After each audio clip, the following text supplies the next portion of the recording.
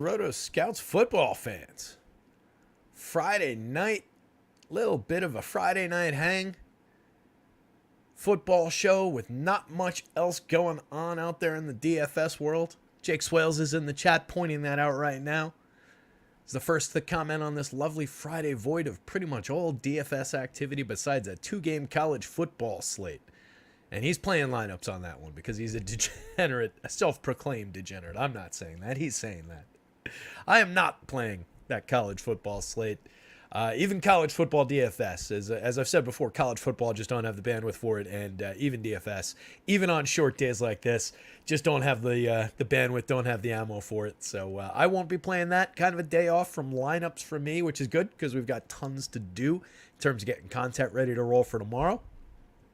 Projections are up, rankings are up, stack rankings are up. Got to get the optimizer groups article done tonight.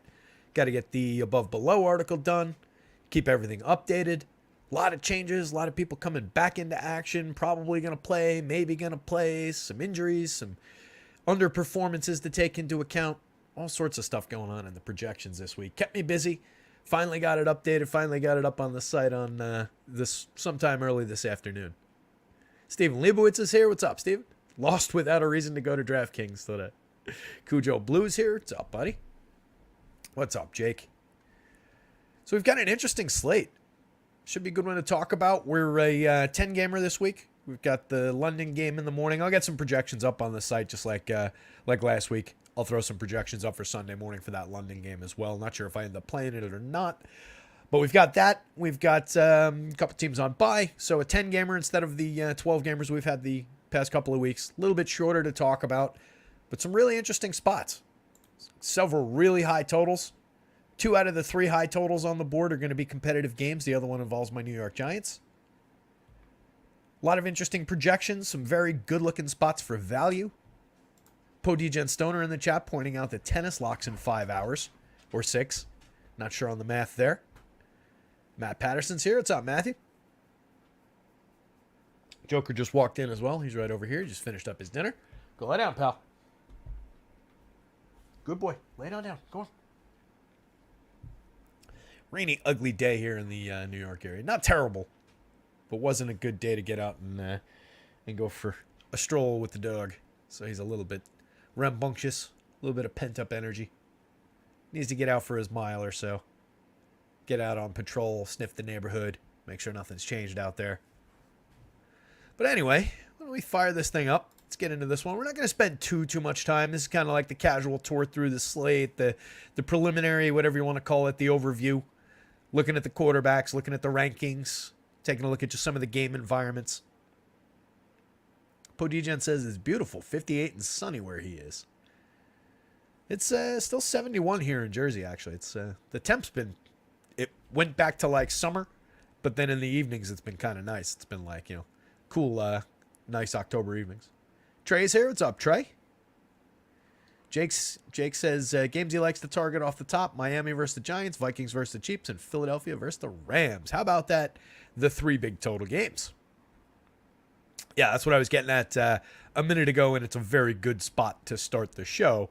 53-point total between Minnesota and Kansas City. That's a monster. Patrick Mahomes breaking the board on DK. He's getting the bonus over there, and I left it in. He's getting it by only a couple of yards. It might come down over the next day or so, depending on what happens with that line. But right now, he's cruising a little bit past the bonus line. So I left it in. But he's drawing a monster. Cousins on the other side drawing a decent projection. Jalen Hurts in the Philly and the Rams game, drawing a monster on both sites. Highest projected on FanDuel, right there with it on DK. 50-point total in that one. Philly against the Rams, 4-point spread. So that one's got a 4-point spread. The Minnesota and Kansas City game's got a 3.5-point spread. And then that Miami and the Giants game kind of falls apart. 48-point total, but an 11.5-point spread from Miami. They're going to light up my Giants this weekend. It's not going to be the kind of situation like we got with Miami not holding up their end of the bargain really in the Buffalo game last week. They only scored, 20? Lost the game, I think, 48-20. This week they're going to put up some numbers. They might slow down. They might end up getting a little bit run-oriented. But I think there's all kinds of good reasons to get invested in some Miami this week. And then I actually do have a pretty heavy projection on one Daniel Jones, as uncomfortable as that might be.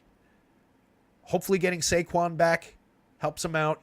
He's been atrocious in 3 of their 4 games. He was very good in the 4th of those games, at least in terms of DFS. Projects out okay. This isn't as high as he projected the 1 week he was good, but he's getting a little bit of bump, obviously, from just the hefty total. Not that much of it falls on their side. But it is let me hide the captain pricing so we don't get confused. But it is a fairly high projection comparatively. If we look at the quarterback board overall, he is uncomfortably ranked 4th by points and 3rd by value on DK, 5th and 4th on FanDuel. I do not like that spot. I do not like that situation, Sam. I am.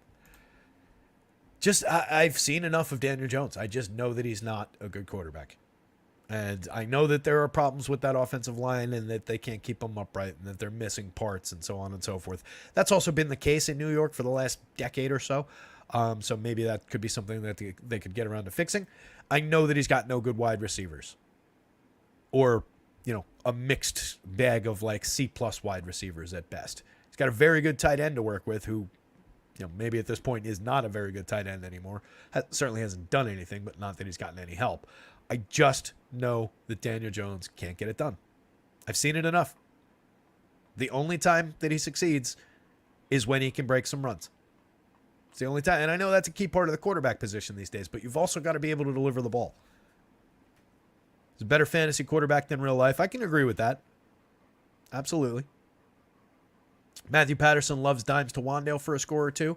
It's going to be a monster chalk play at the dead min, though. Yeah, that was what I was going to point out was Wandale is super cheap. I imagine he's one of the WR1s or close to. Yeah, WR1 by point per dollar on DK, despite being WR27 overall by projections. 19th, 24th on FanDuel. Fortunately, less of a problem over there for 54. But at 3,000, that is definitely a problem on the DK slate. I agree he's going to be stupid popular. I do think he's the viable wide receiver to go to with Daniel Jones.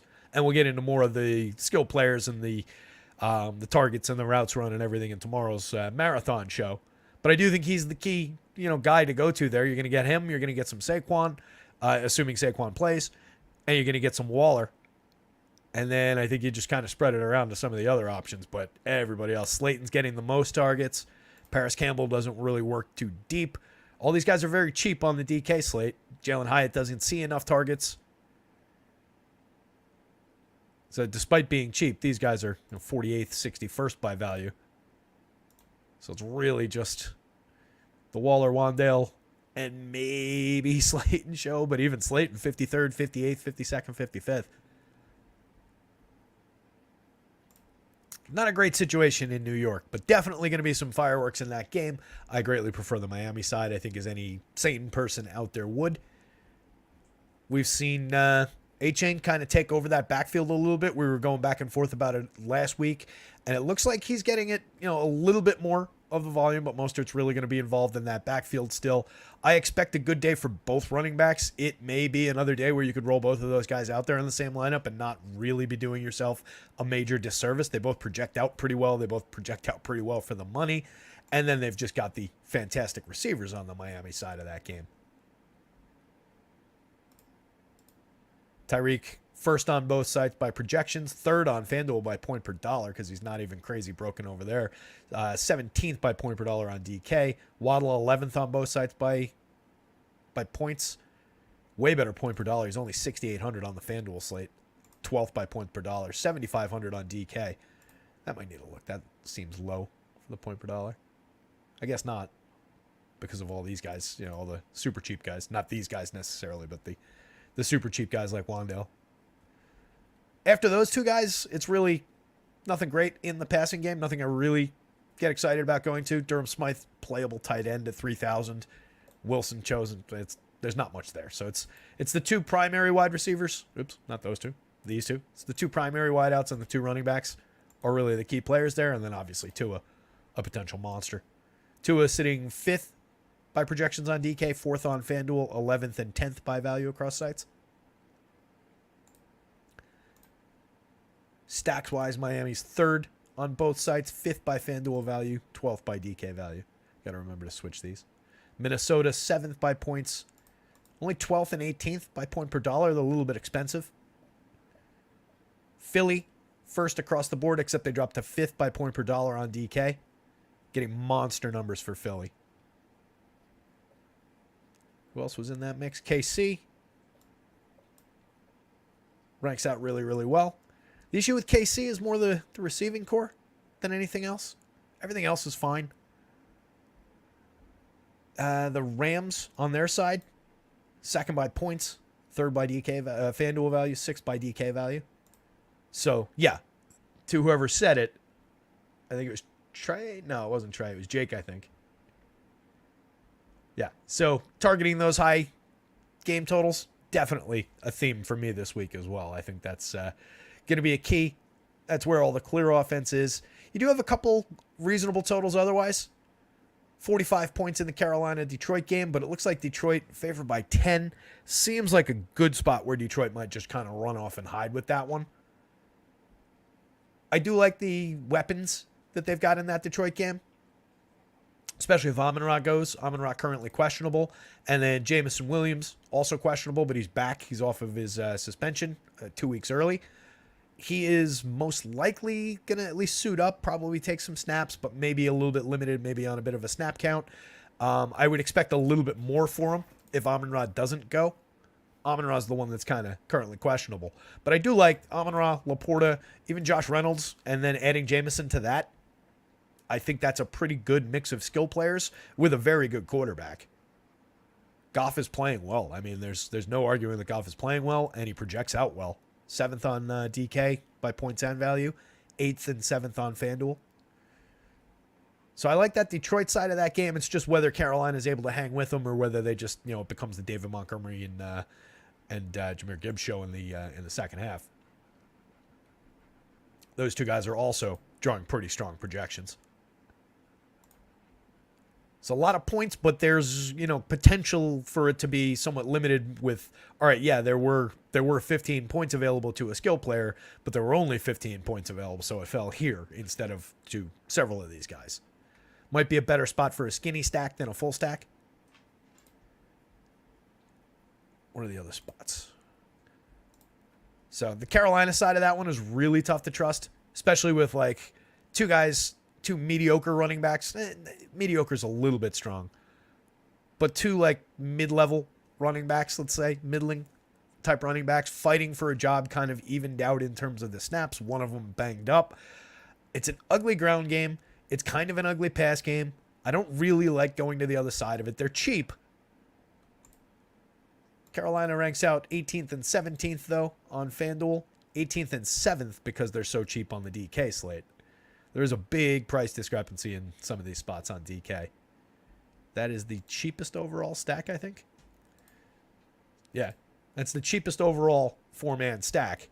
And that's the way I do this if you weren't here for the last time or haven't seen it on the site. I grab the quarterback and then I grab 3 skill players. Usually I'm only going quarterback plus 2 skill players, but I think the right way to weigh the stack is with 3 so that, you weigh the mix and match and the combinations. So by far the cheapest at 17.5 on DK by a full 1,100, but that's reflective of their 18th ranked fantasy point projection that even at that big a price discrepancy, they only fall to 7th by value out of 20. So I don't really like that side. I don't really know that Bryce Young holds up his end of the bargain. To get into some of the numbers, Young last week, 25 of 32 in his return, 204 yards, no touchdowns, no interceptions. Weeks 1 and 2, he had a touchdown in each, but only 150-ish yards despite throwing the ball 30-plus times each game.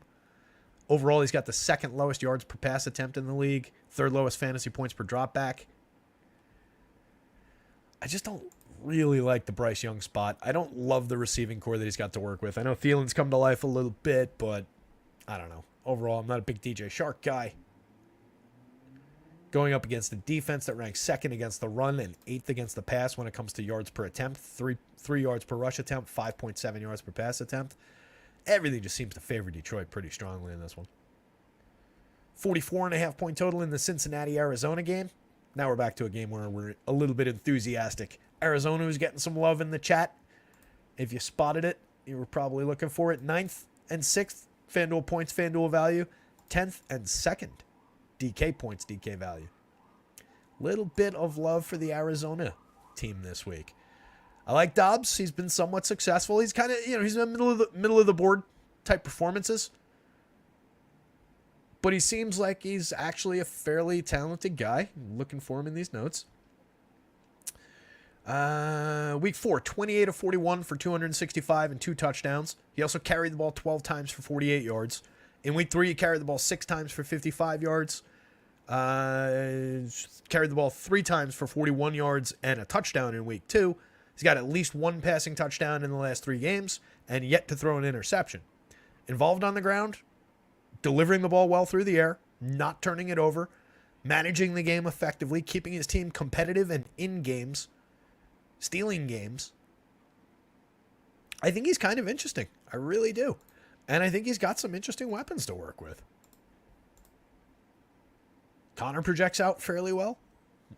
Hollywood's drawn a monster. Wilson, pick up a mine in Dynasty League this week. Only 3,700 on the DK slate, 5,300 on the FanDuel board. Getting more of the attention. Still capable tight end in Zach Ertz. Rondell there, just kind of lurking. I don't dislike this Arizona offense. Going up against the Cincy D that is 22nd, 6.9 yards per pass attempt, 5.1 yards per rush attempt, 30th. There should be some offense in this game.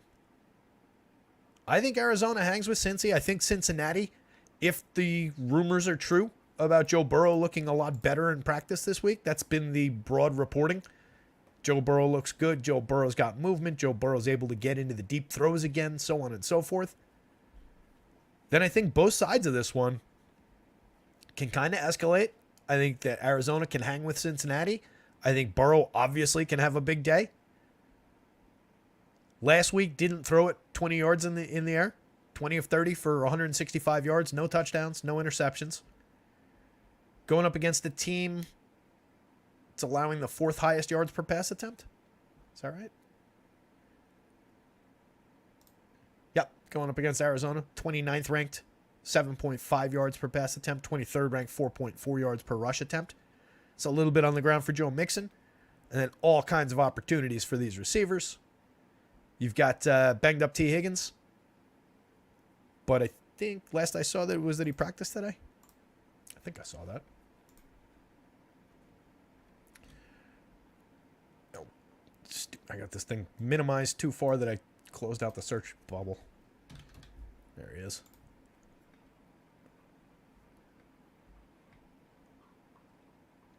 Didn't practice Wednesday. I thought I saw that he practiced today, but maybe I'm making that up. Either way, capable receiving core and the he's Joe Burrow of it all. Okay, what did I do there? Okay, we're back. I accidentally hit the full screen button. So, per the Cincinnati Enquirer, Burrow said Wednesday that he's feeling better than he did the past few weeks.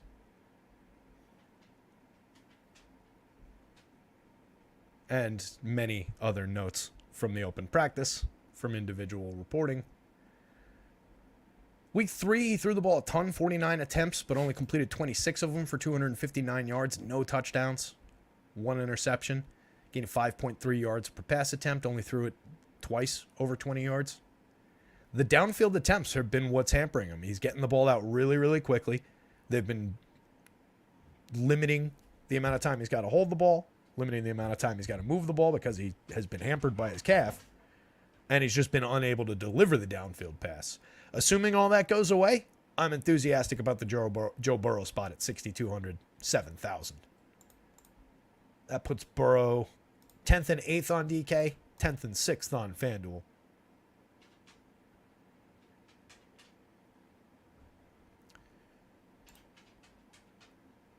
What else we got? 43.5 points in that Jets-Denver game. Ugh. Does anybody like that game in terms of fantasy? You've got like the worst defense in the last few years in football over the first 4 weeks of the season going up against Zach Wilson This Jets defense, I know that Wilson showed some signs of life last week, but he also fucked it up. He coughed it up at the end. He ruined the game. I mean, there's only so much I can still latch on to belief in Zach Wilson. I like a couple of his weapons. It might be Breece Hall day because they're talking about Coach Speak saying that the reins are off Breece, fully unleashed, no limitations. He's been good already. So if he's just going to get the dominant shares of the snaps and the touches now, and they're going to go to him like crazy, it might just be Breece day. And this is the team that got gouged for 8 touchdowns on the ground by that Miami team. So Breece could have a day. I don't know that it translates to Dalvin and Michael Carter also wanting to be in your lineups, especially if Breece is getting some more of Dalvin's touches. Kind of limits my interest in him, and he hasn't really been all that good. If you look to the passing attack, though, I mean, we're dealing with Garrett Wilson, maybe some Allen Lazard, maybe some Conklin, I guess. Like these 3 guys and then not much else. And it's really, to me, like just this guy. I really don't have that much esteem for Allen Lazard at this point. I guess at 3,900, 11th ranked on the DK slate by value. 31st by points, but 11th by value. 3,900 for Allen Lazard with some touchdown equity is not a terrible price. I'll give it that. But yeah, going to the Jets passing attack is not my idea of a fun Sunday. On the Denver side, I do think there's a little bit more to work with there. Where I think people are going to get burnt is, I think Javonte plays. I think that the popular Jaleel McLaughlin pickup is going to get completely shattered this week. I think Javonte's just out there. And I think Samaje was going to get those touches to begin with anyway. I know McLaughlin was good, but he's a gadget guy is how he strikes me. Tiny little guy. Tons of skill. Super fast.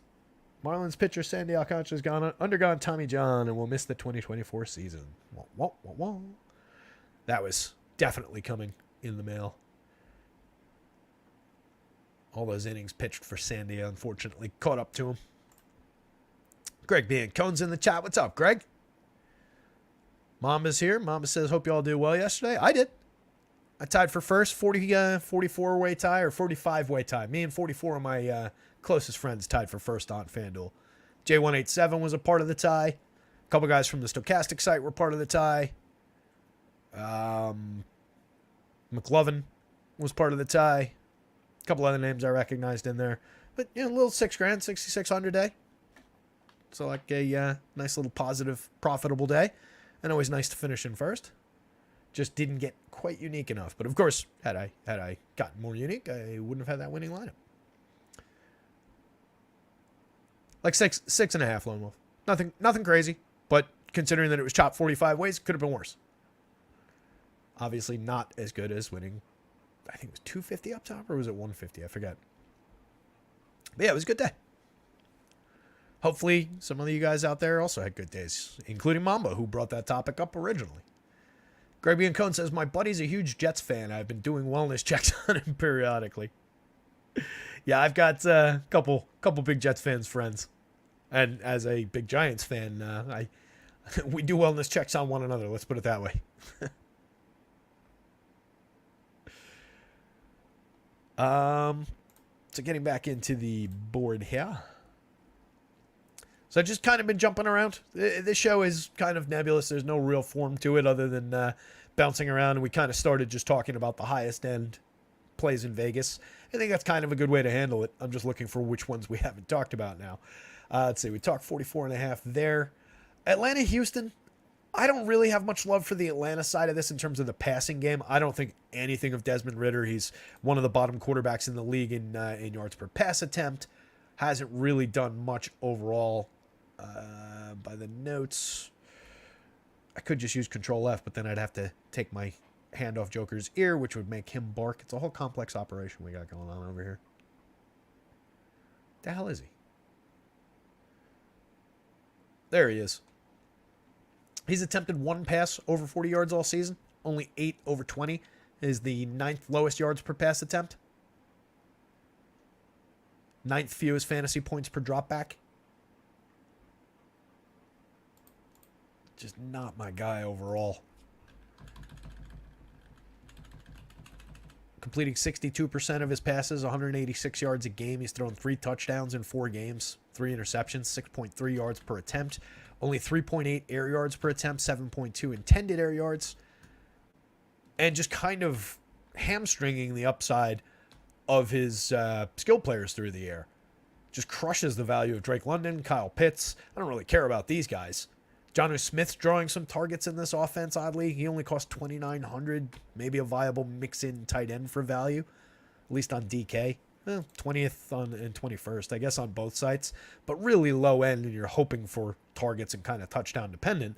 But he saps a little bit of already strained value from Kyle Pitts, which makes Pitts just difficult. I mean, he ranked out well because he only cost 33. But even at that price, it's tough to trust.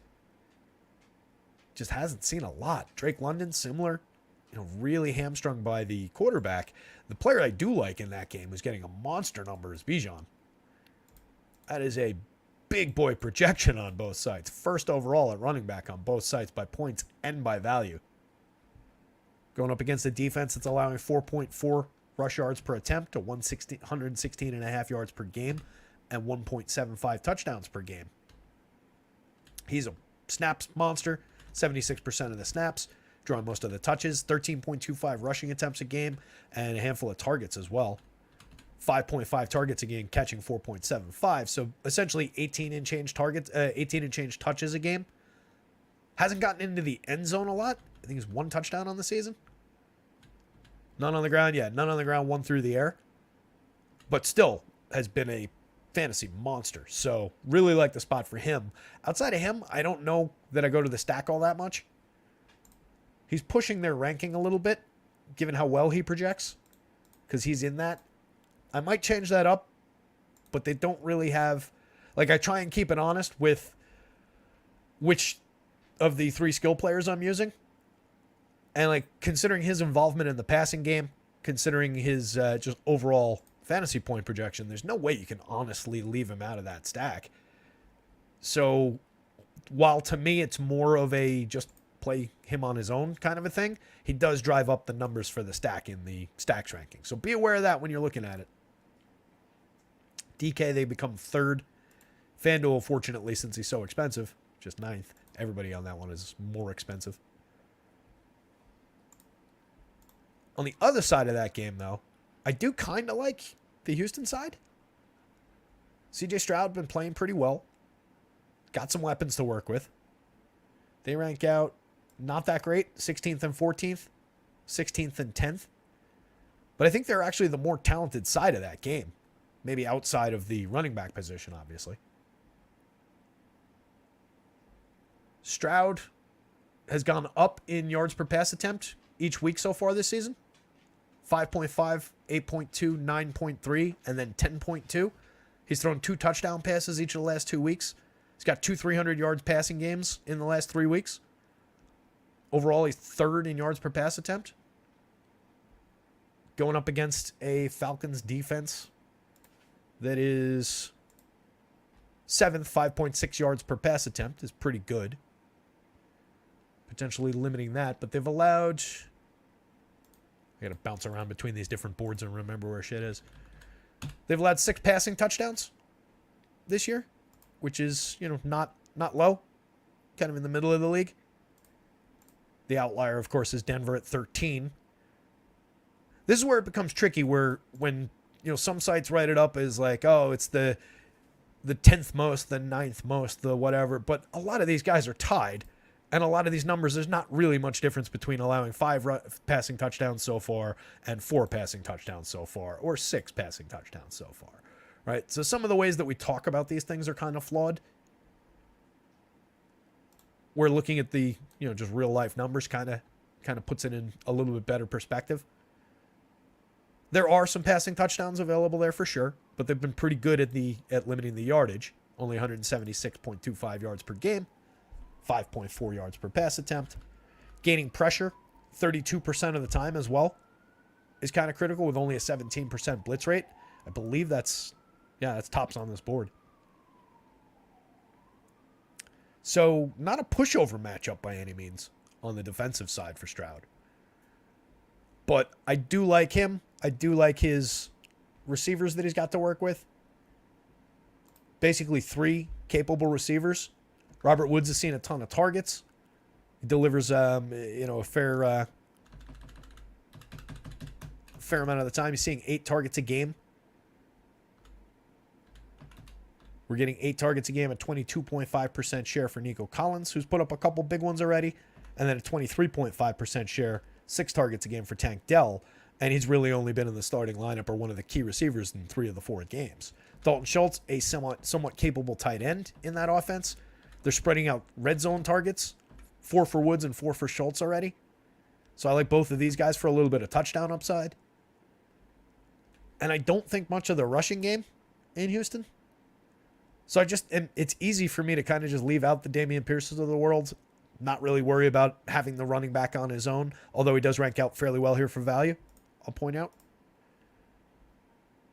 So maybe you do get him a little bit on his own. But what I was getting at is it makes it easy to just, kind of just go straight to the 3-headed wide receiver core and the tight end.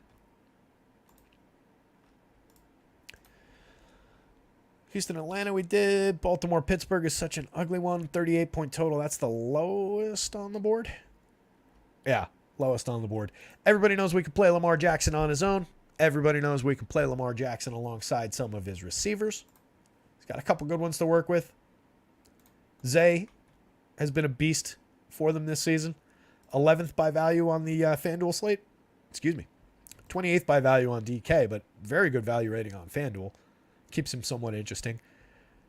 Mark Andrews, my favorite player to roster alongside Lamar. But I am coming around to Zay this season. He's been very good so far. Odell most likely coming back this week. I believe Bateman's also most likely coming back. I haven't caught a news snippet on him.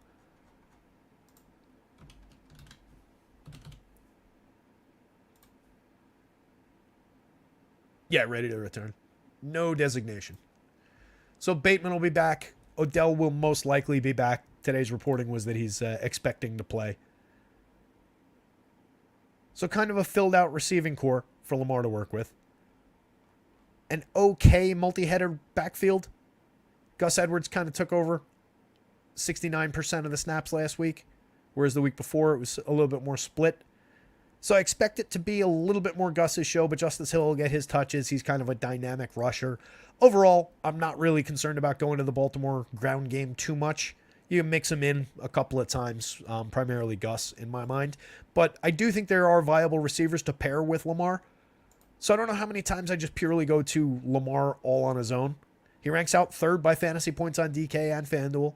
16th by DK value at 7,800. 8th on FanDuel by value at 8,400. One of the quarterbacks projected into the 20s. One of 3? Looks like 3. Thought Danny Dimes was getting... Oh, no, Danny Dimes was just short at, 19 and change. Like I said, the week that Danny was really good, a few weeks ago, he was at, I think, 22-ish. So I'm going to use that to justify my hesitation to roster him. He doesn't quite reach the heights that he did that one week that he was good. I just have no faith. No faith at all. It's not even me trying to reverse jinx him or anything like that. I do not like him. I wish they had not extended him. I was saying last year that he wasn't good. I was saying before they extended him that they should not extend him. I was saying to pay Saquon. But whatever. Charles Moran nails it. Hit the like button. Hit the subscribe button. All those good things. Give us a little love. Make sure that you're getting the notifications when these shows go live. We'll do the marathon tomorrow with going through game by game and talking about all the different targets and this, that, the other thing for all the skill players and the receivers. But I like doing this one. Just kind of get the feel for the slate. Find out where the action is. Find out what we like, what we dislike. Get a little feel for where we might be ahead, where we might be trying to extract some value. It's just fun to hang out on a Friday night. Nothing else going on. Might as well. Grab a brew. Don't cost nothing. I should have gotten some beers for tonight's show. Instead, I got this giant thing of iced tea.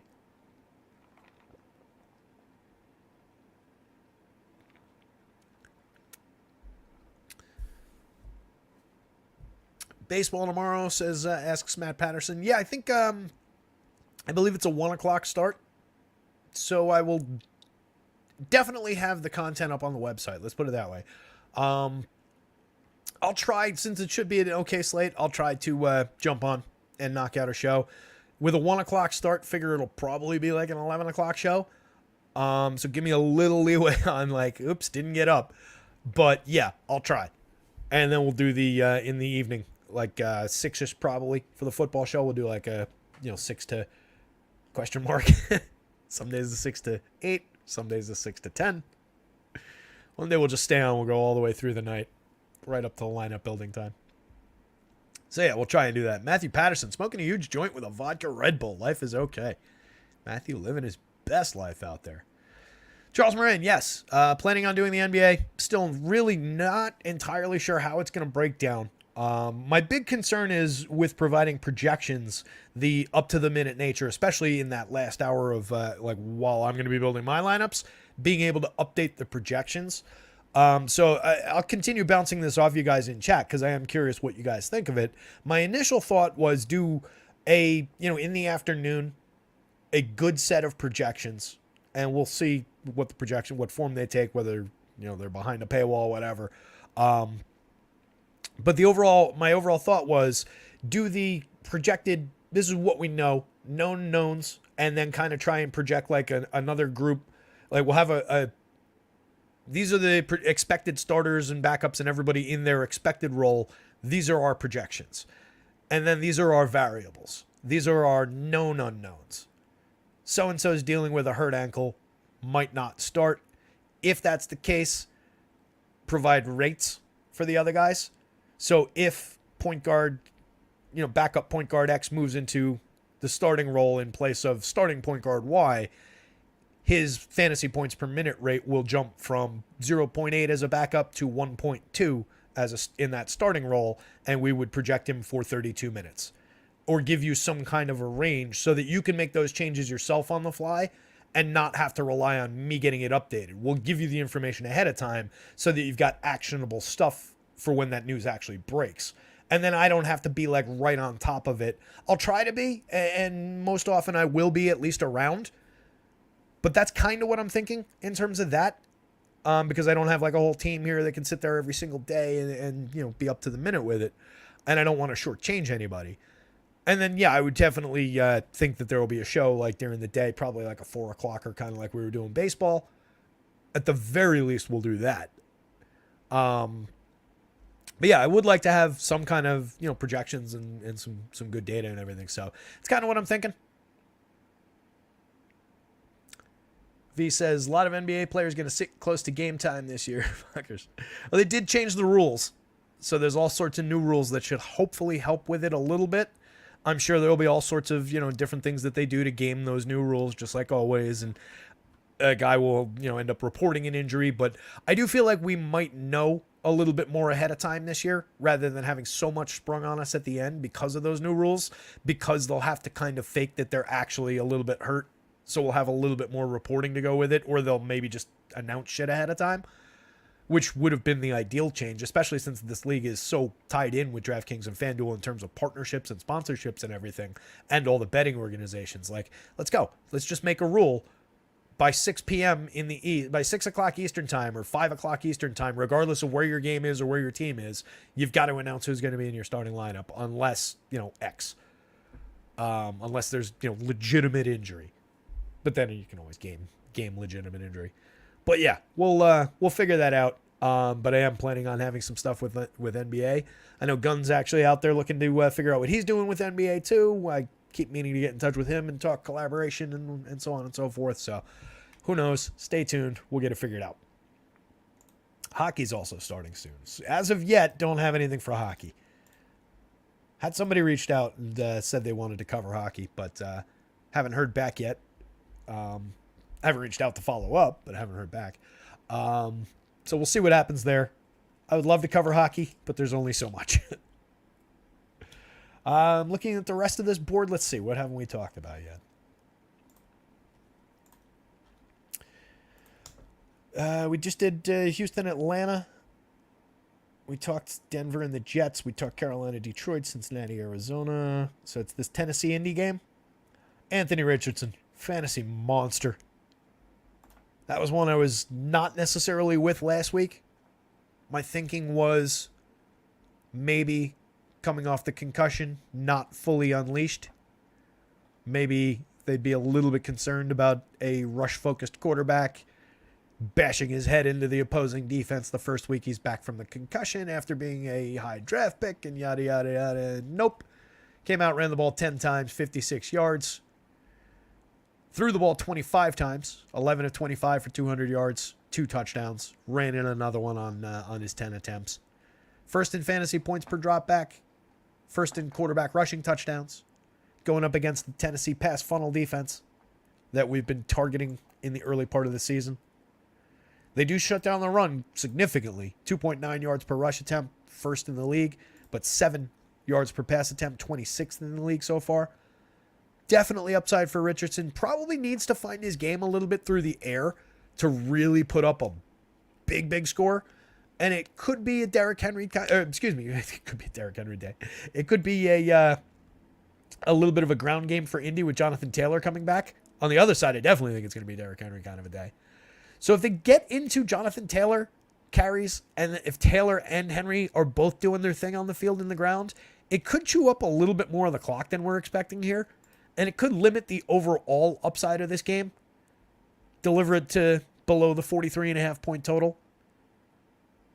But that's not exactly how I'm seeing this one. I think that Richardson's pretty firmly on the board.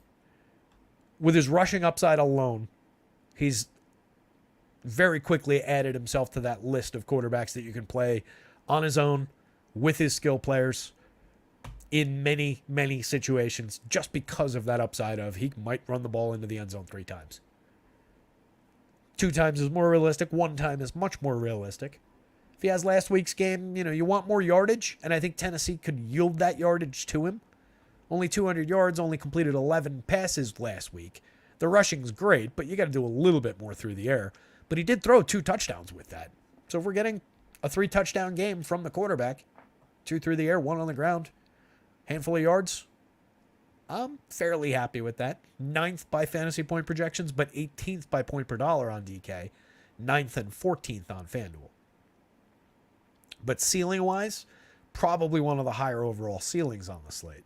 If he goes out and has a good quarterback day and also does things with his legs, you're probably looking at a top 3 quarterback. On the other side, Tannehill, I'm really not into that one. Doesn't project well at all. 16th, 14th on DK, 16th, 16th on FanDuel. I do think it's, as I was saying, kind of a Derrick Henry type of day. They've been back and forth with Henry. We'll get into it a little bit more tomorrow. 59% of the snaps last week. But he's looked fairly dynamic when he's been out there carrying the ball. He projects 2nd overall for the running back position in the model. 15th on DK, 14th on FanDuel by point per dollar. But if he's out there being Derrick Henry, doing Derrick Henry things, I got no real issues with that. And there's nothing that really leads me to Ryan Tannehill. Tannehill in 4 games has not cracked 250 yards yet. He's got 2 games with 1 touchdown pass and 2 games with 0 touchdown passes. He's the 17th by fantasy points per dropback. He's going up against a team that is allowing 7 yards per pass attempt, 25th in the league. They're 9th against the run, 3.8 yards per rush attempt. Both these teams better against the run than they are against the pass. I could see Tannehill throwing the ball. I just don't know that they really deliver. I don't know that they score through the air. Not my favorite spot.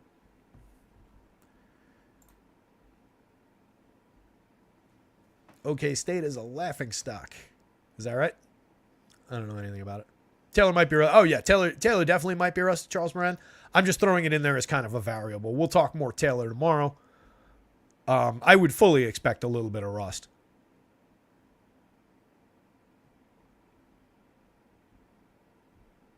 Minus 10.5 on FanDuel. Is that Oklahoma State? Matthew Patterson's big on Kansas State. Minus 11.5. Game starts in less than 20 minutes now. 18 minutes. Charles Moran says, baseball's the hardest, but NFL's the most random.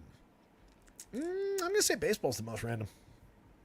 Football may be the most random in terms of you're going up against 350,000 other lineups, so you see everything, and the winner is random. But the actual sport itself and the results, I think there's much more variance and randomness in baseball. I agree, though. Baseball the hardest. Hockey works a lot like baseball. You're correct in that it's all about the lines, but you could make the lines akin to a lineup in baseball. 3-4 man segment of a lineup in baseball, and the event based nature of the sport and everything. It's very, very similar outside of, or even with, the idea of assists, because you get that correlated scoring. So the assist is kind of like the guy who hit a single and then got the RBI, or scored the run when the next guy hit the home run and picked up the RBI. So those two work very similarly. Basketball works kind of on its own. It's all rate expectation minutes based and very projectable. The most straightforward, the most mathematical. Football, I think, falls kind of in between, because football's got a lot of rate-based stuff. Like, to me, and I've talked about it before with applying randomness for football, I tend to go heavier randomness on the pass catchers because I think there's more variance in the position. There's more things that need to happen. There's a compound structure of things that need to happen. I mean, you can boil it all the way back down to what play did they call? Did they call a pass or did they call a run? But that works on both sides of the equation. But once you get into the passing game, all right, so we've called a passing play. There's 4 or 5 different directions that pass could get thrown to. So now we're deciding, all right, is this guy running a route? Is he targeted on that route? Did the quarterback, something that the receiver himself has absolutely nothing to do with, did the quarterback successfully deliver the ball? Did the line hold up against the pass rush and give him time to deliver the ball? And then did he catch the ball? And then did he do anything with the ball? Where on the field did he catch the ball? There's a lot more variance built into that, where at the running back position, not entirely, but to a degree, this guy gains between this and this, 2.9 to 3.5 yards per rush attempt. We're scaled against, this defense that's allowing this, and we expect him to carry the ball 15 times. You can get a little bit more zeroed in on the running back position from a rate and time kind of expectation, a little bit more along the lines of like basketball. So it's that's why football to me kind of falls in between the two and is a little bit unique. Jake Swales loves MLB DFS. So do I, buddy.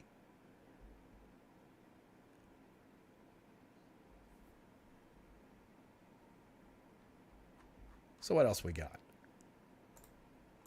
Just seeing what's going on. Hit that like, hit the subscribe button out there if you're out there in the chats. Make sure you're following the @rotoscouts Twitter handle, liking and retweeting those things as they come up, re-Xing them. So stupid. Are they going to actually change the name of the website to X at any point?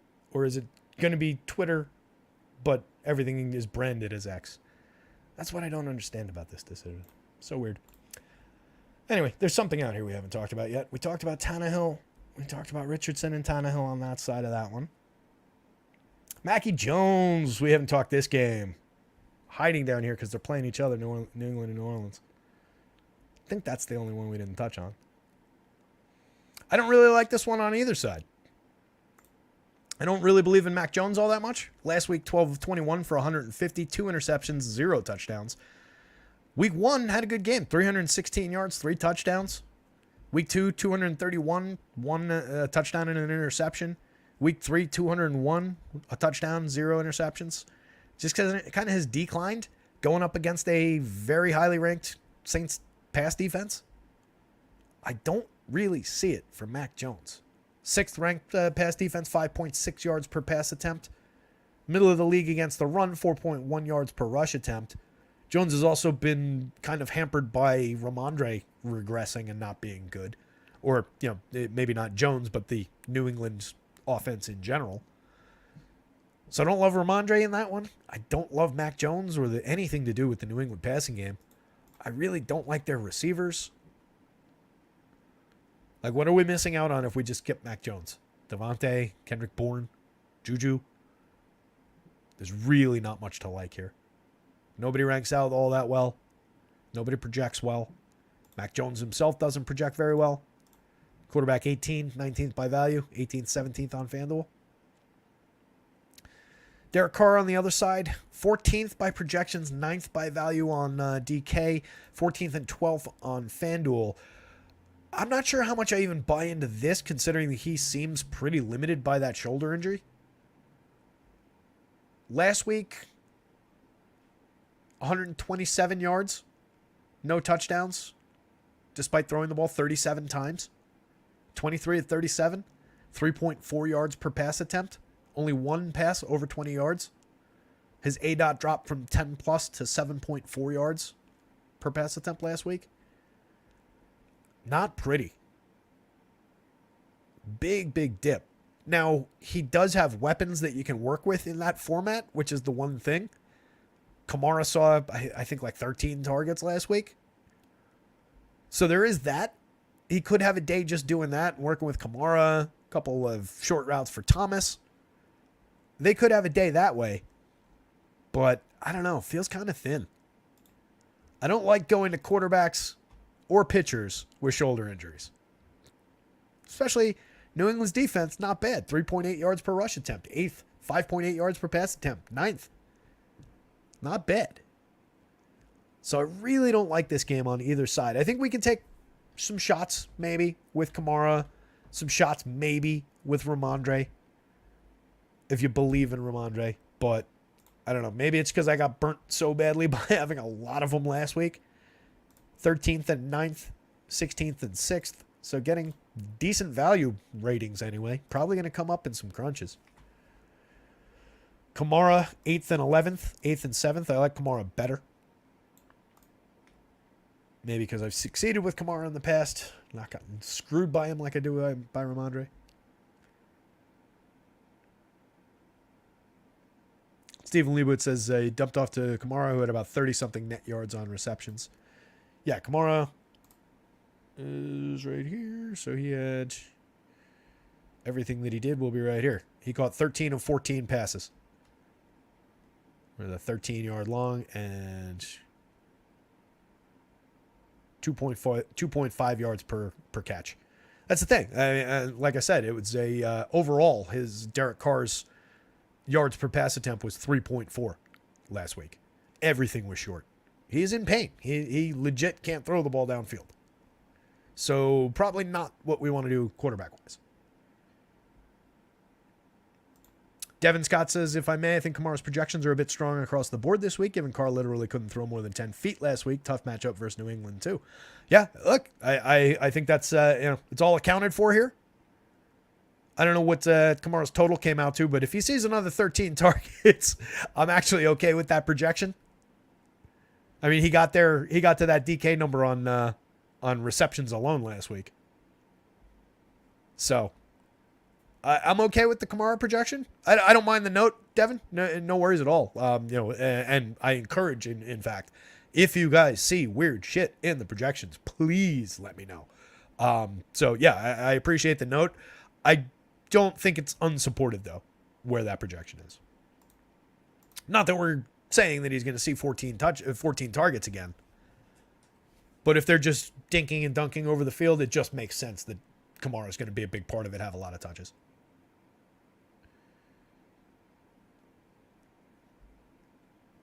Yeah, a lot of volume because Carr was dead. Also, just a lot of volume because he's Alvin Kamara. He's also, let's not forget how good Alvin Kamara is, how much volume he typically does get anyway. But yeah, a big part of that is that Carr can't throw the ball more than 10 yards. So definitely going to be ugly. If Carr is feeling better, is it a different story against the banged up, as Stephen Leibowitz points out, a banged up Patriots secondary? It could be. He's absolutely got weapons to work with. I don't dislike Derek Carr as a quarterback, and I rather like Chris Olave, Michael Thomas, and Rashid Shaheed has done good things as a downfield receiver. They're kind of just limited by his being kind of limited this week and by facing kind of a good defense. I didn't look into the who's dinged up in which secondaries of it all there, so I'm just trusting you on that one, Stephen Leibowitz. But you haven't steered me wrong yet, buddy, so I'm sure that that's accurate. That's one spot where, again, I've talked about it before too.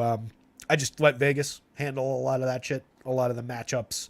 This guy goes against that corner. It's all handled in the game total. It's as easy as that. It is worth looking at for sure. especially as, you're talking about these things. I always like getting those notes from you guys so that I can adjust in my head and think through individual expectations and everything. But on the macro sense, on the creating the projection sense, you would go completely bananas if you tried to account for every single one of those individual matchups.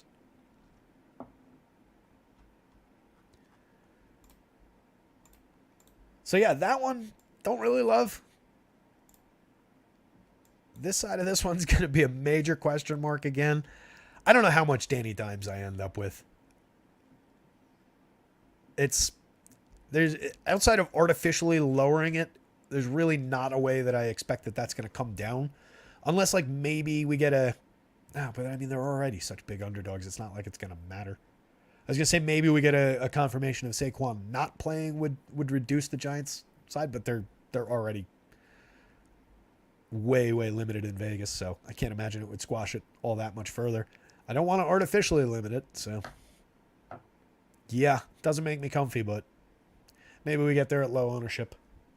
I like this one quite a bit.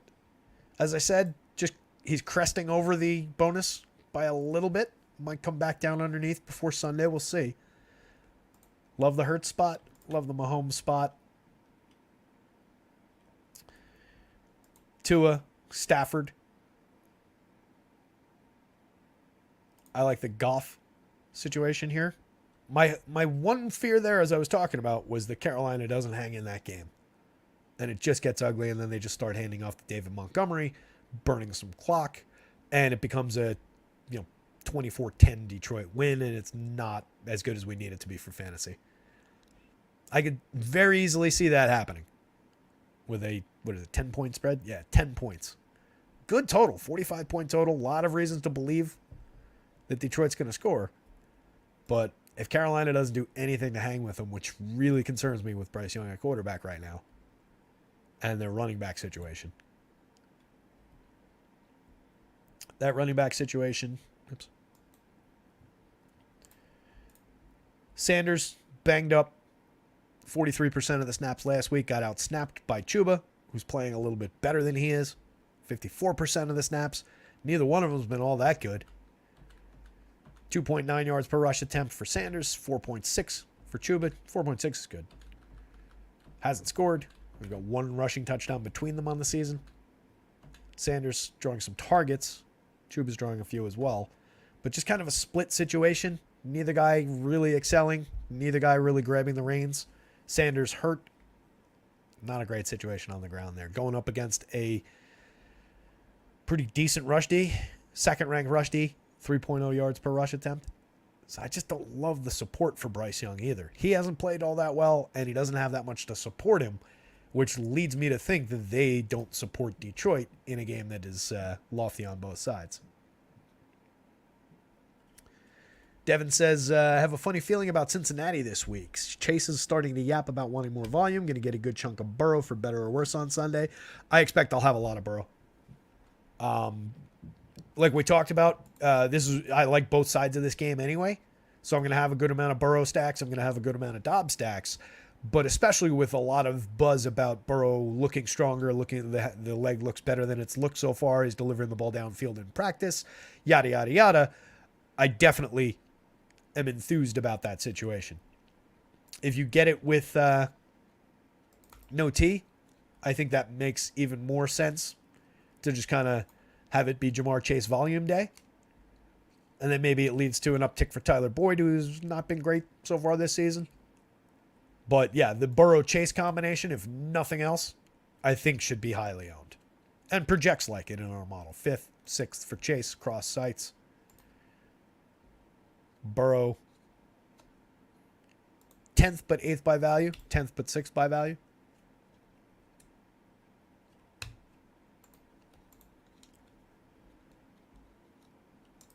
What else? Let's see. We talked about not playing Kenny Pickett, right? Did we talk about Kenny Pickett? I don't remember talking about Kenny Pickett, actually, now that I'm saying it. I talked about Lamar in that game. I think I might have skipped completely over Kenny Pickett because he's so bad. Dead last on both sites by points. Dead last on both sites by value. going up against a Baltimore defense that ranks 7th against the run, 3.8 yards per rush attempt, 1st against the pass, 4.1 yards per pass attempt. Ravens have given up the 3rd fewest fantasy points per game overall, lowest yards per pass attempt. He's picking up 168.25 yards per game. Oh, no, I'm sorry. That's what they're allowing. He's picking up 200 yards a game. He's thrown 4 touchdowns, thrown 4 picks, 31 passes a game, completing 19 of them. Kind of limited in terms of the receiving core. I don't love their receivers. A past his prime Robinson. I know there's some love for Calvin Austin in the chat. He is cheap. $3,500, I'll give him that. Pickens, I think has talent, projects out okay. He's their obvious primary weapon. 23.4% of the targets, 8 targets a game. 8.7 yards per target. 8.7 yards per target. I gotta lock that top row so I can see which of these are down screen. 10-yard A-dot.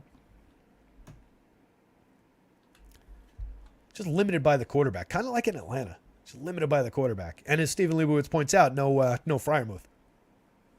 So you're dealing with a even more limited passing attack and kind of the absence of the safety valve for the quarterback as well. His reliable tight end. So, yeah, that's a big ding for them, too. Devin says I'll likely have a good chunk of Baltimore D. I agree with that. I think that's a good spot. We can look at some defenses. Why not? It's not something we typically look at. Everybody's yellow. All these numbers are the same. Nolan's 7.28. Is that the high? Might be the high. Oh, wait. Is there a better way to... Where do I have the ranks? No.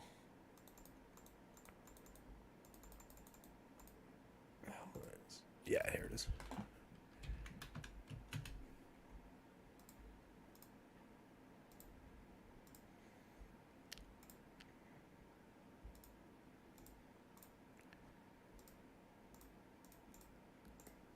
Better way to talk about it.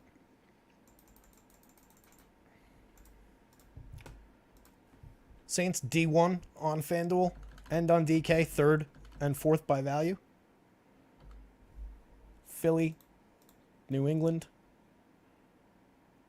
New England's interesting. This one maybe comes down a little bit if word becomes that Carr's a little bit more healthy. I don't love attacking that New Orleans offense, just given the talent of the 3 big skill players on that team. I don't love throwing a defense at Olave, Thomas, and Kamara. Even with Carr banged up, I still don't really love that.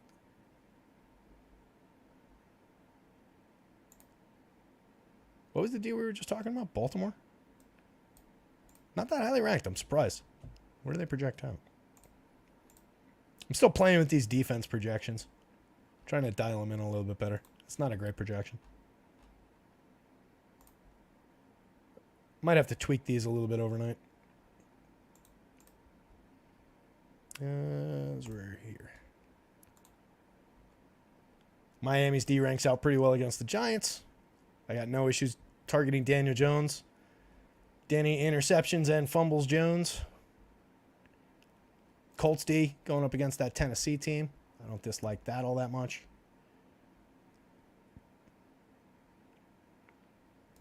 This one I think is interesting. Detroit.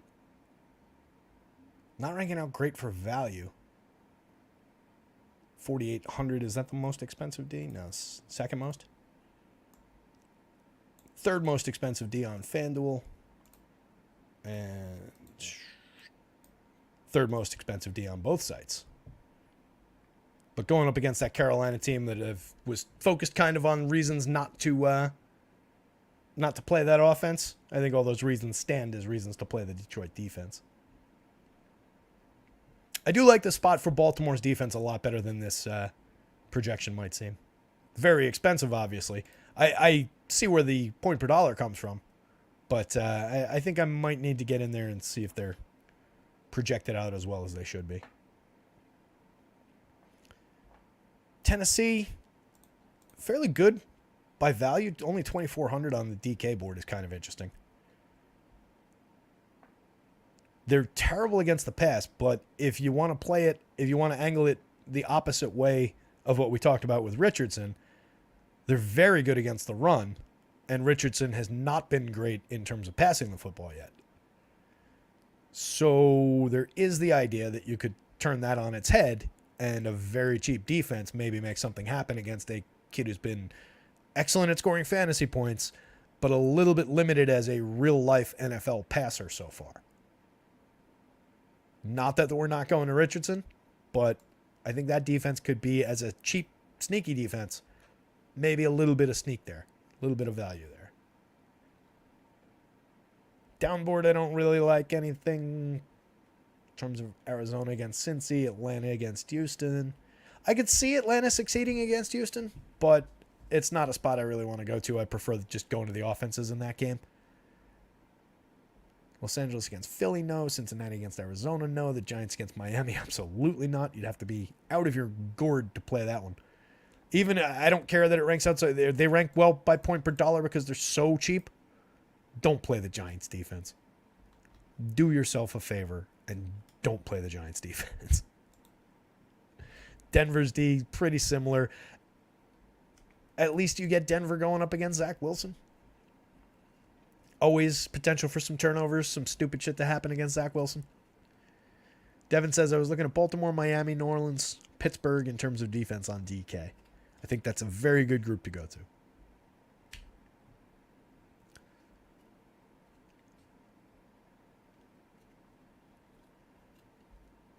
Yeah, I got no issues with that group whatsoever. Pittsburgh's the one, you need them to avoid giving up too much to Lamar, and that's kind of the key to just unlocking success against that team, as we all know. Which is kind of goes without saying against any team. If you shut down the quarterback, you're probably doing a good job against their offense. KC, I don't really expect to deliver anything from the middle outside of like the possibility of a couple turnovers against Cousins, who has been delivering some turnovers.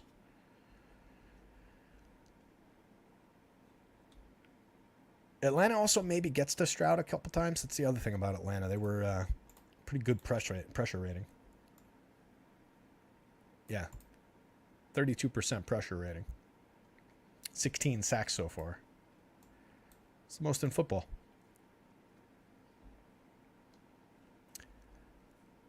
It may be a little bit interesting down there. It's not like they're crazy cheap. If they were priced like the Giants or something, then you'd maybe have something to work with. But maybe a little bit of, if you needed a $3,900, $3,400 defense for some reason, or if somebody told you, you got to choose defense from the bottom of the board. Maybe that's your team. Or from the top of the alphabet. Maybe that's your team. Just on the idea that they maybe get to Stroud a few times.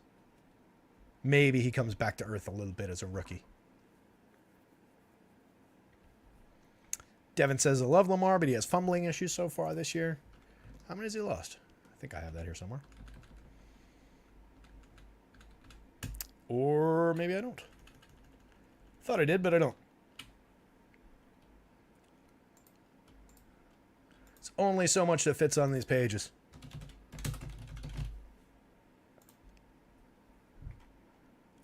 Lamar.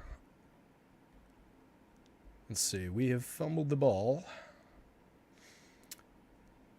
twice in week 1, twice in week 3, twice in week 4. He lost one. He lost half of them. One each week. Yeah, I'd call that a fumbling problem.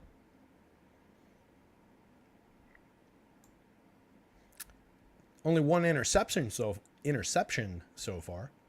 Hasn't cracked 250 yards passing yet. 237 yards is the high point so far in week 2. 33 pass attempts, completed 24 of them through 2 touchdown passes. Also, I mean, the 2 weeks without a touchdown pass are also concerning when you get to that. One of those he had neither a touchdown pass nor a rushing touchdown. That was week 1. Week 3, no touchdown passes, but he ran the ball in twice, and he ran for 101 yards on 14 carries. So if you get that version of the Lamar no touchdowns through the air game, it's not bad. He completed 22 of 31, 202 yards in that game. But yeah, those fumbles are definitely an issue. And the big ding with that too is it's not only a negative point for the turnover, but it costs you the opportunity. There's a big opportunity cost with something like that. I was talking about that with Kirk Cousins through the first 2 weeks of the season. He had turned the ball over like 3 times in week 1, I think 3 times in week 2, and each time had kind of cost himself pretty good opportunities working down the field or in the red zone, and could have actually been out to a better start even than he had gotten out to. So yeah, when you're turning the ball over, it's not only a negative point situation, it's an opportunity cost situation as well. So that is a good note.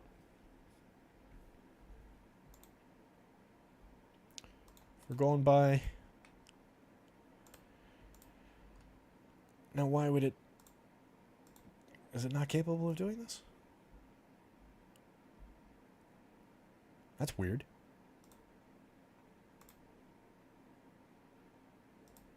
I guess it can't sort those by value? Because it's concatenated, probably. Huh. Weird. Do it this way, then. That puts it in points value, obviously. Excuse me one second.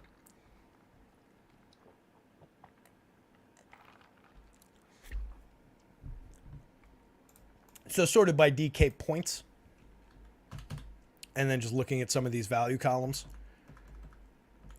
Out of the top 4, 3 of them maintain by value, but one of them is Daniel Jones. I think you can discount this one. At least a little bit. I'd probably sub in Matthew Stafford in that spot. Looks pretty solid. And there's really no daylight to speak of between these 3 projections anyway. That's the other thing to keep in mind when you're just looking at rankings. Always got to remember that, this guy's separated from this guy by a fantasy point. So there's not a huge gap in a lot of these. Danny Dimes is the one I question up here. Look, they're going to be forced to throw the ball. It's just, he's not that good at throwing the ball. He doesn't get that much time to throw the ball. It's not a good situation. Tua I like quite a bit better. He's much more expensive, so he doesn't exactly rank out by value. Falls short of the projections of these guys. So these guys are just so highly projected that their projections are overcoming those high prices, and they're still rating out as good values. Where Tua, not quite getting there in the points per dollar, but still one of my favorite options on the day. Another situation, though, where Miami could easily run off and hide against the Giants, and then it becomes the running backs day.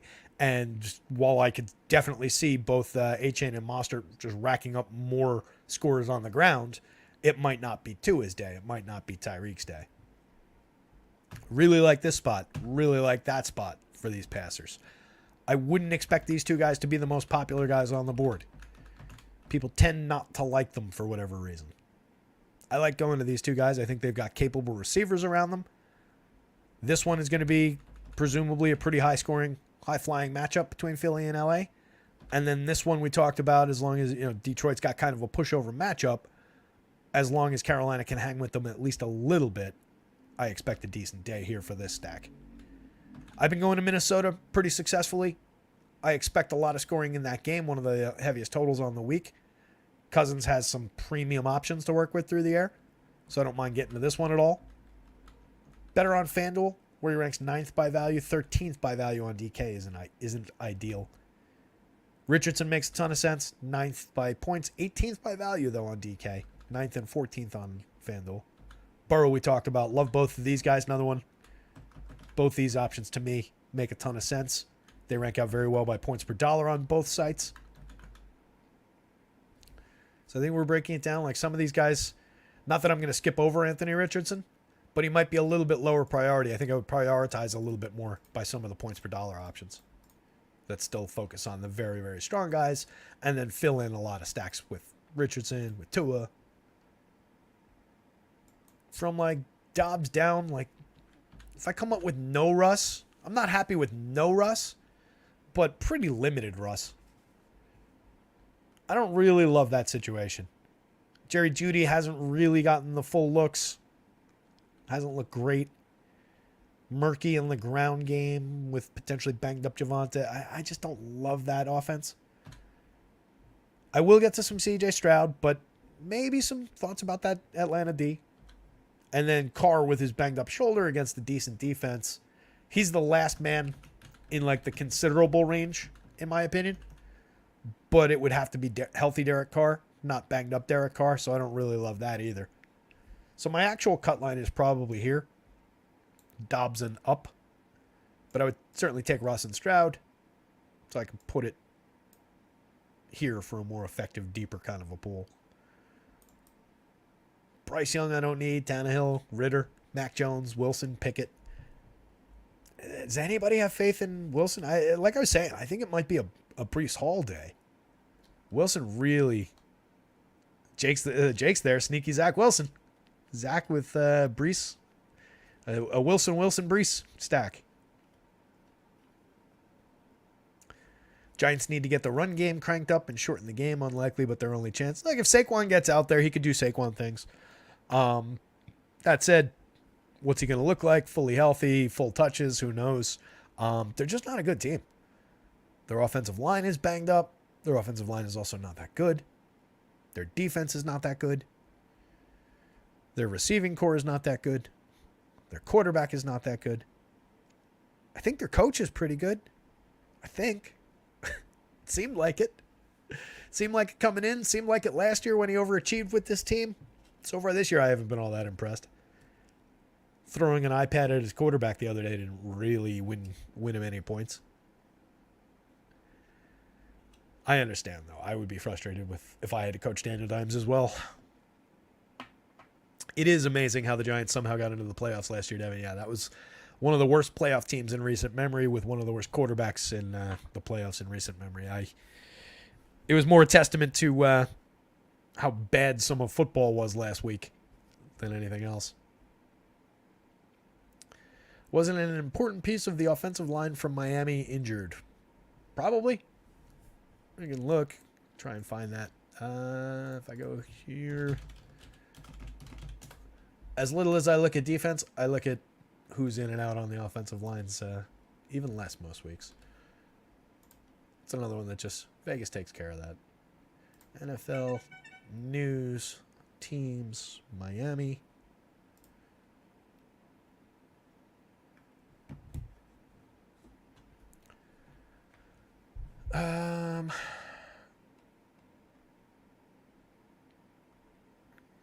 Tight end, receiver. He's a receiver. He's a receiver. These are all receivers and kickers, and tight ends.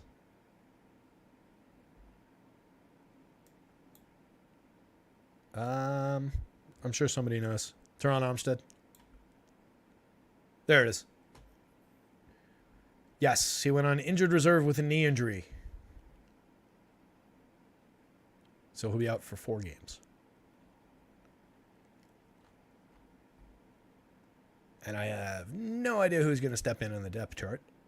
Does anybody know? Is he any good? Is he not good? Is Armstead himself very good? Swales pros says his knee, but either way, he's not going to be out there. He went on IR. He'll be out for 4 weeks.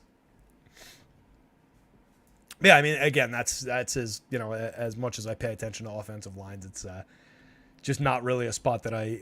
It does matter. I'm not saying that the offensive line doesn't matter. That is why the Giants are such a disaster, right? Because they have such a bad offensive line, or one of the reasons. Does the absence of Teron Armstead have a major impact one way or the other? Would I even know how to quantify it in projections? No. I don't know how to quantify it in projections outside of Vegas will take care of it. If it was going to skew it dramatically, we would see it in the Vegas total. I don't expect it's going to skew it dramatically, and they're not going up against a very good defense anyway. So, limited concern.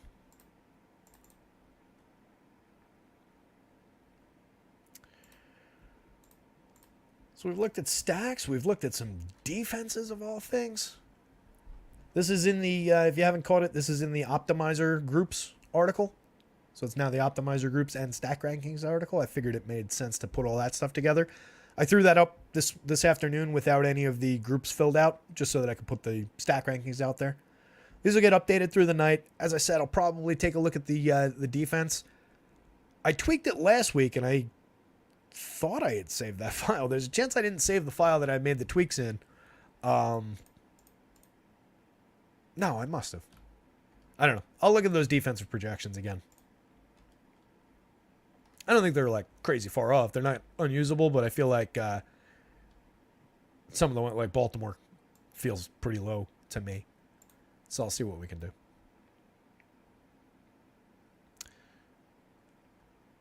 It'd be very Giants of New York to hold up with Miami and for Jones to actually have a game. Yeah. Yeah, that would be Danny Dimes of it. It'll depend on whether or not I have him. If I have him, he'll be terrible. If I don't have him, he'll have a game. It's kind of how it goes. Skill player pass catchers wise. Oh, we can't sort these. So stupid. Top tight end by value, technically Pitts, but we talked about that. I don't love the opportunity for him to get delivered the ball. Much more a fan of like Mr. Ertz there, 9th ranked by points, but 2nd, potentially sneaky for 3,500 at tight end in an Arizona offense that we want to get involved with. If you're not going to these two guys off the top, I do think Ertz is a capable guy there. I also think if you don't want to go both premium wide receivers, you can easily drop down to Ertz, not sacrifice yourself too much, maintain a little bit of touchdown equity.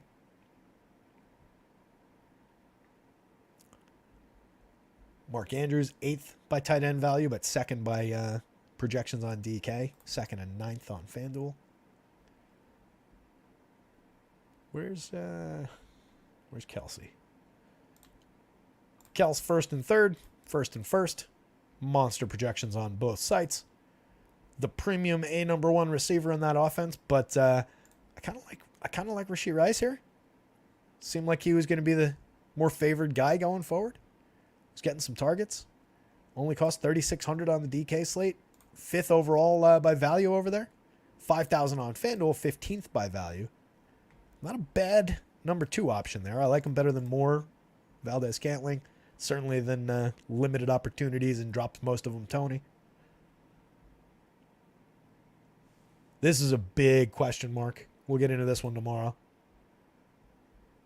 Is Cooper Kupp coming back, and what is he going to do, and how much are they going to look his direction, and what kind of an impact does it have on these guys? I think Puka holds up pretty well. Right now, they're drawing essentially the same projections. I'm kind of just leaving that until I have a little bit more word, and I expect the Kupp will come down a little bit, but maybe not. If they say he's full go, he's going to be full go, in which case Puka would maybe come down a little bit. Right now, I just left them alone with their projected targets. But I don't necessarily know that we've got enough to sustain both of those numbers. I think the guy who takes the big hit is Tutu. And then the downstream impact does it have a bigger impact on Tutu or Van Jefferson? I think maybe Van Jefferson maintains some of his looks as the downfield threat. But these guys will probably be splitting the targets that these guys don't get. And then you've still got Higbee in there who needs his looks. So it's going to be interesting to see where the ball goes and what Kupp status is going to be in that offense. And it will have an impact on the rest of these guys. Minnesota, another stack that we want to get to. 2 excellent options at the wide receiver and the tight end position. 3rd on DK for both. 3rd on FanDuel for both. 41st and 18th by value. 14th and 7th by value on FanDuel. But when we're talking about Justin Jefferson, you don't worry about Justin Jefferson really in terms of points per dollar. You just take him. Hawkinson, major weapon at the tight end position. And I like Addison and Osborne. I think they're both fairly priced for their potential. Either one of them could get involved in a game where Minnesota is going to have to be passing to stay in the game. New England, no. New Orleans, we talked about with all their skill players. This is where it's ugly. The Giants. We looked at this already when we brought up Wandale, who, again, number 1 on the board on DK for value, point per dollar, because he only costs 3,000, and he's the only Giants wide receiver drawing any kind of projection. He's 27th on the board by fantasy point projections, though. So bear in mind, while he's 1st by point per dollar, 27th by actual raw fantasy points.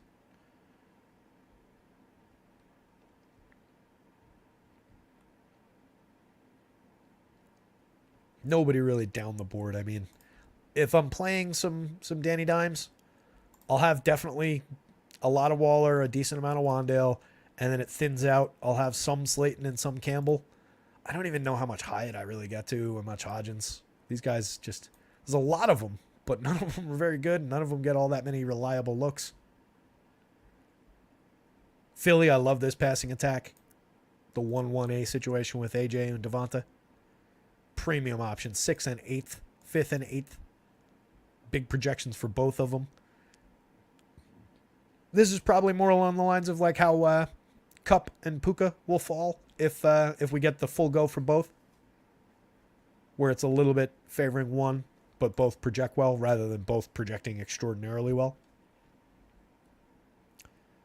But yeah, I like this passing game a lot. Goddard hasn't done a ton this year, but still a high-end tight end overall, and especially if people don't look that way. OZ and Quez, if Quez plays, it takes the value of both guys down a little bit. They're both kind of just dart throws at that point. Tennessee, you've got all the talent in the world with DeAndre there, but that connection hasn't really been worth all that much so far this year. Chigakonkwo hasn't done anything. Nothing really overly appealing in the Pittsburgh passing game we talked about. The Jets, their one big weapon in Wilson, and then Cheapo Lazard. New England's passing game I already made fun of. Miami's another one with two extremely dynamic receivers. Two high-end targets. Matthew Patterson has too much rice. Hopefully it's a decent play. I do think it's going to be, I mean, look, based on the way that the ball has been moving around in the past small sample couple of games, I do think he's going to be a decent target. It did look like he took a step forward in their esteem in terms of who they want to deliver the ball to. And he was a kid, we were on him week one in that showdown game, and he delivered a touchdown in that one.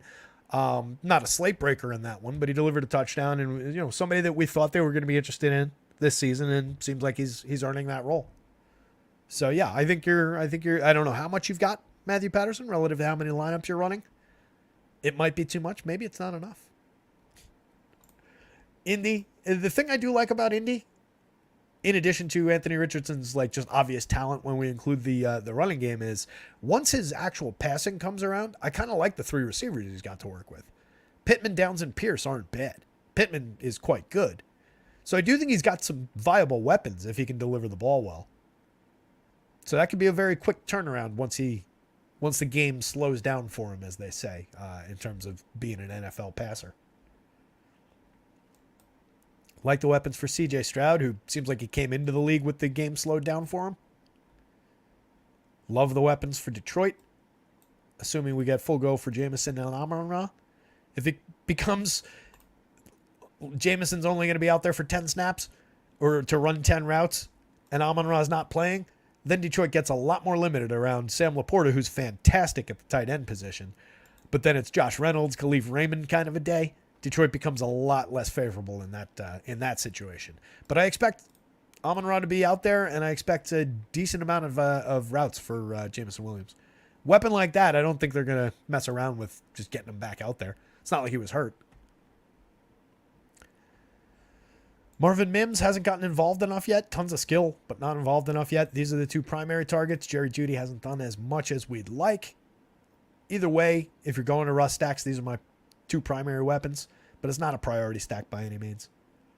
Cincinnati, part of it depends on whether T goes. Jamar's obviously a major, major weapon.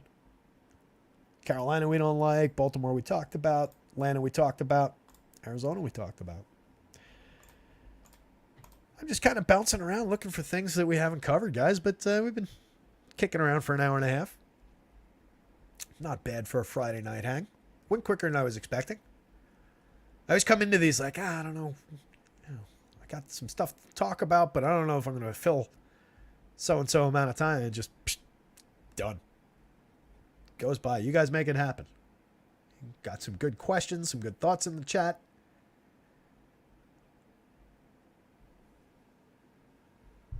So, yeah, I think we might call it a show. Hour and a half, little one. Half the time or so of the show tomorrow will be, but hopefully we got a little bit of a baseline established, a little bit of the foundation set. We'll let it dry overnight. Gonna punch up all the groups and everything overnight. Gonna run some lineups. See how things come together. That's always an important part of the process too. It's great to talk about, oh, this looks like this projects here, that projects there. If things don't fit together, then a lot of that doesn't matter. A lot of that goes out the window. So the combinations of the thing are always critical. So I'm going to be doing that overnight. Groups will be up for the morning. Above, below, get written sometime tomorrow probably.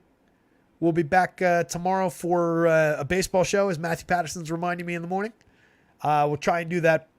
I will try to be available to do that show at 11 o'clock tomorrow or thereabouts. So keep an eye out. Hit the like and the subscribe. That way you'll know when they go up. I'll also tweet it. I'll drop it into the Discord. But we'll try and do baseball. We'll definitely be back in the evening, 6, 7 o'clock, sometime like that tomorrow in the evening to talk through the entire football slate again.